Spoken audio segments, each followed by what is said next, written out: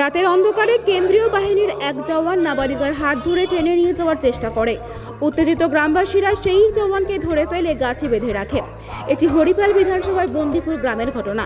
খবর পেয়ে হরিপাল বিধানসভা কেন্দ্রের তৃণমূল প্রার্থী করবী মান্না অভিযুক্ত জওয়ানকে গ্রেপ্তারের দাবিতে থানার সামনে মাটিতে বসে বিক্ষোভ দেখায়। অভিযুক্ত জওয়ানকে পুলিশের গাড়ি ঘিরে বিক্ষোভ দেখায়। ব্যুরো রিপোর্ট, বাংলার কণ্ঠ। সারা দেশ রক্ষা করবি সারা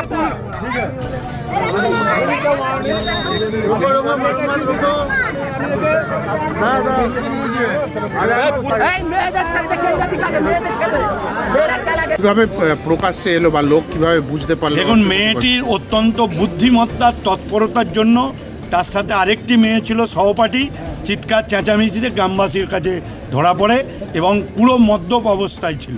একজনই ছিল না, একাধিক কেউ ছিল? একজনই ছিল। পরিচয় জানা গেছে? পরিচয় পুলিশ জানার চেষ্টা করছে, ওদের আধিকারিকদের সাথে যোগাযোগ করছে।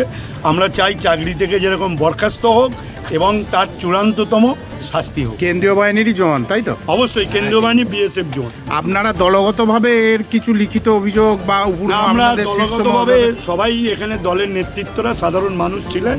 আমরা সাধারণ মানুষ হিসেবেই এটাকে পুলিশকে দেখতে বলি। কি বলবেন আজকে, কি কারণে আপনাদের বিক্ষোভ? ন্যাক্কারজনক ঘটনা। আমাদের মা বোনেদের এখন ইজ্জত রক্ষার লড়াই হয়ে গেছে এই কেন্দ্রীয় বাহিনীর জন্য। আজকে সন্ধ্যাবেলায় হরিপাল থানার বন্দিপুর গার্লস স্কুলের একটি ছাত্রী বাজার থেকে যখন পড়ে ফিরছিল, বাজার থেকে 1 কিলোমিটার দূরে লালপুর বটতলার অন্ধকার ঝোপের কাছে এনে তাকে ধরে টানাটানি করে এবং তার ইজ্জত নেওয়ার চেষ্টা করে। ক্লাস 7-এর 13 বছর বয়স। এটা অত্যন্ত দুঃখজনক। নরেন্দ্র মোদী এমন বক্তব্য দিয়ে গেছেন যে কেন্দ্রীয় বাহিনীর লোকেরা উত্তপ্ত হয়ে গেছে, যে মা বোনেদেরও পর্যন্ত তারা ছাড় দিচ্ছে না। এর আমরা তীব্র প্রতিবাদ করছি এবং আমরা থানায় এসেছিলাম পরিবারের লোকজনকে নিয়ে। পরিবারের লোকজন তারা থানায় অভিযোগ দায়ের করেছে। পস্কো আইনের, যে ভারতীয় ন্যায়সংঘের আইনের যে 3টি ধাপ রয়েছে, সেই 3টি ধাপই ধারা প্রয়োগ করেছে। কারণ আমরা প্রতিবাদ দাবি ছিল যে তারা যেন কঠোরতম শাস্তি পান। আমি আশা রাখব যে কাস্টডি ট্রায়ালের মধ্য দিয়েই যেন বিচার পর্ব শেষ করে। পুলিশ এই দাবি মেনেছে এবং হরিপালের আজকের এই ঘটনার প্রতিবাদ জানিয়ে হাজার হাজার মানুষ এখানে উপস্থিত হয়েছিল। যেহেতু কেস স্টার্ট হয়েছে, সেহেতু আমরা পুলিশের ওপর আস্থা রেখে এবং তার সাজা, চূড়ান্ততম সাজা হোক, মেয়ের পরিবার তারা বিচার পাক, পুলিশ এটা মেনে নিয়েছে। সেই জন্য আমরা আজকে এখানে অবস্থান তুলেছি। কিন্তু এরপর কোনো ঘটনা হলে আরও বৃহত্তর আন্দোলনে যাব।